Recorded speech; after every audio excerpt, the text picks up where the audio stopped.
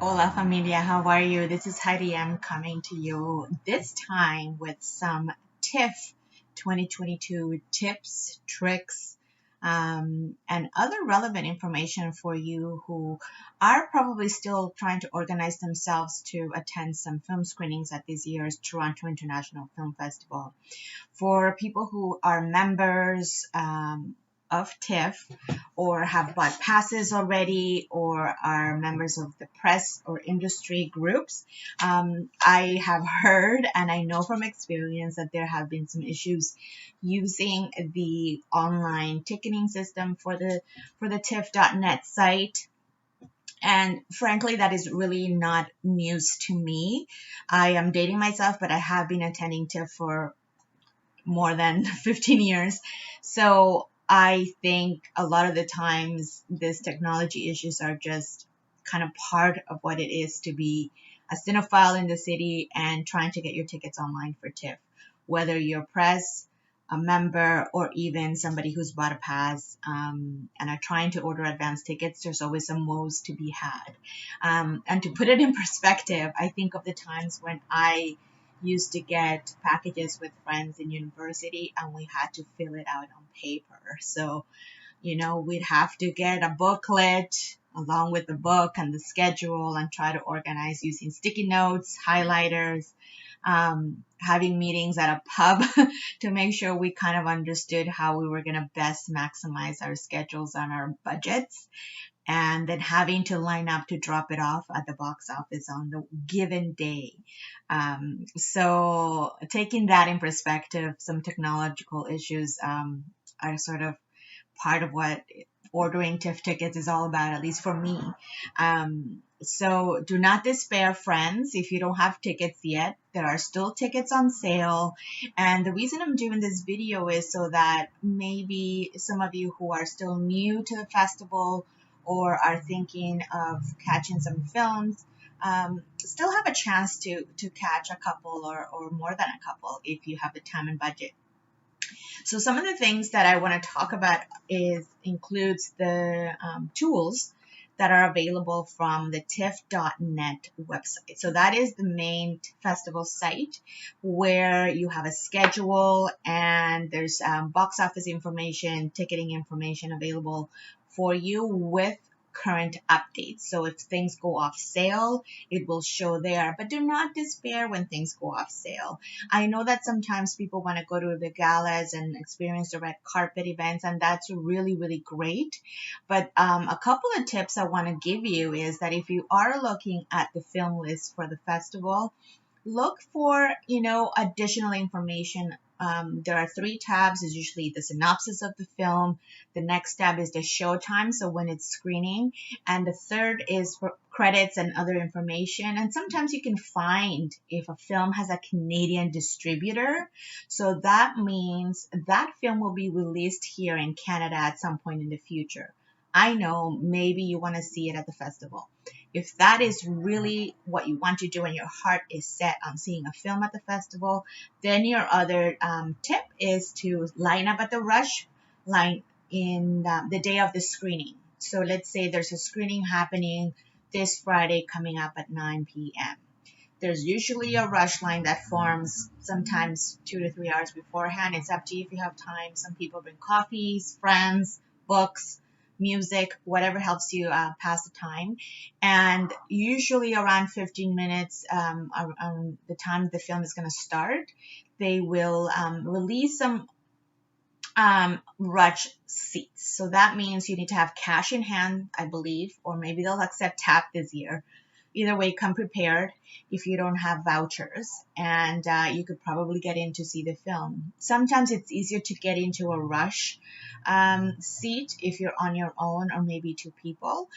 So that's another tip for you, that if you don't mind just seeing a film on your own, I mean, you're not going to talk through the film. You can go on your own, and the chances are you might get in if you are early enough in the line. So that's rush tickets for films you really, really want to see. What I wanted to highlight is that if a film does not have a Canadian distributor, it means we're not sure it's going to come back to screens near us anytime soon. It may be getting picked up during the festival. That's also why these filmmakers and production companies are here. They also want to make sure that somebody picks up the film for distribution. So what I tend to do is I look either for countries or filmmakers like directors or actors that I really want to support. Obviously, my heart is always going to be in Latin American cinema because I want to support the people of where I come from, and I will see if there's a Canadian distributor attached to a film that matches my personality or what my taste is. If there isn't, I will try to support as best as I can by grabbing a ticket ahead of time or even now last minute sort of. And you can do so by using the different filters on the TIFF.net website. So like I said, I like to go sometimes by country, but now the website has a lot of built-in filters that include things like accessibility, for example. You could also use the preset filters sort of by genres. Is it action and adventure? Is it a biography? Is it a documentary? Is it directed by women? Is it a crime study? Not study, but a film. Is it experimental? Is it also family friendly? So those are really interesting filters that are now preset on the site that you can use. You also have filters like access type, whether it's available to the general public or it's a conference pass only. There's also by program, of course, which is sort of the way that TIFF itself is set up. Contemporary world cinema. You want to watch it at home. You also have the ability to watch films from home if you're not ready to come to the cinema just yet in person. There's gala presentations, industry conference for those who are in the industry, Midnight Madness, of course, TIFF Docs, TIFF Next Wave Selects, and the In Conversations with series, which is one of my personal favorites. You can also show the schedule by available tickets, digital streaming, or what's new or changed. So keep an eye on those ones, especially the what's new or changed. Accessibility filters include closed captioning or descriptive sound, and also pricing, which is kind of interesting. Premium screening is basically a gala with a red carpet at Roy Thompson Hall, Princess of Wales, Royal Alex Theatres. They're going to be a little bit more expensive. Then there's the regular pricing and free. Free, especially for those TIFF Cinematheque screenings that are usually available through the festival. So those filters I find really helpful during the time that I'm not sure if I'm going to add a film to my schedule if I have an opening, for example. The other tool, actually, before I forget, the other thing I want to make sure you do know about the TIFF.net website is, regardless of whether it kind of puts you in a queue and you have to wait. If you're patient, you can definitely stay on a queue and wait to log into your account manager or create an account manager to order tickets through Ticketmaster. They're connected. But there's also the possibility to call the box office. If you're in the city, you would call 416-599-2033 or 1-888-258-8433. So the phone lines for the box office are open daily from 10 a.m. to 7 p.m. The other thing I want to highlight is for those who are under 25. Yes, my friends, 18 to 25 folks, you can order the under 25 Festival Rush Pass. So it's $29. And it's a one-time payment to access all Rush eligible films. So you would go to the calendar or the schedule and look at the films and see if it's off sale. That means it's gone Rush. And you could line up in the Rush line and show your pass and hopefully get in if you're in the early part of the Rush. There's also the under 25 regular weekday daytime screening. So that's before 5 p.m. and tickets start at $11. Look, if I had this sort of, passes and options available when I was under 25, I would have taken total advantage of this. So there are some different options for people, for young people to partake in TIFF this year. And I really do encourage that if you're a young cinephile or somebody who's interested in filmmaking and also just generally be out and about, maybe between classes. The other tool that I really, really like is TIFFR, which is another site that is now connected with the TIFF site. In the beginning, they were not, but now they are working in tandem and they're complementing each other.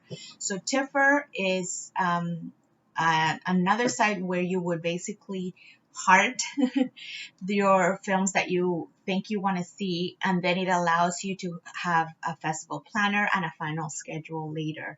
So you would go through the general list of films or look at the planner, which is the schedule, and sort of pick the films that you want to see. Click on the heart, it creates your short list, and then from there you will see when it's screening, you would choose the screening that you want, and then you'll get a schedule. From there, you could go to the TIFF site to order your tickets, whether the film has availability or not. So TIFFR.com for this year is 2022.TIFFR.com. I love that site. I've been using it from the first time I think they launched it. It is mobile friendly, so I make sure that I have that also. I'm logged in on my phone as I move about the festival, just to maybe add things, or it just loads really quickly on my mobile. So I like that about TIFFR.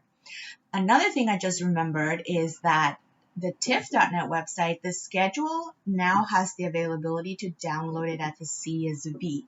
So a CSV file format opens in Excel or Google Docs. If you're a nerd like I am, who likes to sometimes have color-coded things on Excel or transfer these into a calendar, that might be your thing.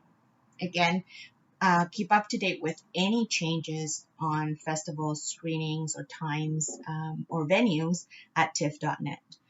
Before I close off today, I just want to shout out some Canadian films that are on my list that I hope I can get to see in person this year. So first I have the film by Darlene Napone's Stellar. I've met Darlene a few years ago. She's a lovely filmmaker, very, very talented, and I'm always keen to see what she's working on next. Of course, I want to shout out Sarah Polley's Women Talking. That's also getting a buzz online. Then there's Marie Clement's Bones of Crows, and that's also a film set here in Canada. Clement Virgo with Brother, of course. Clement Virgo is somebody who's been in the scene in terms of cinema and also TV shows. So if you're a fan of Clement Virgo's work, you wanna catch Brother. Then we have, I think this is the first feature by Toronto's Chandler Levac. I hope I pronounced your name correctly, Chandler. And it's called I Like Movies. I heard about this film when one of the programmers from the festival was given their picks. And they really had a soft spot for this film. So, for those of us who enjoy movies, I think this is one for us. So that's I Like Movies by Chandler Levac. Then, of course, there's V.T. Nayani, This Plays, and I think it's sort of like a bit of a love story with a coming of age,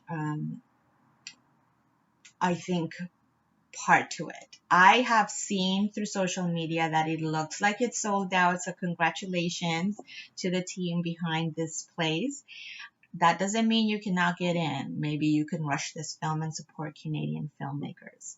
Again, your tips for a happy tiffing this year include TIFF.net, TIFFR.com, and of course, supporting Canadian films. I will make sure I link my shortlist from TIFFR to this video so that you can follow some of my picks and share yours. Let me know what you're watching and what you're maybe rushing or not. Again, thank you for tuning in, and happy tipping, friends.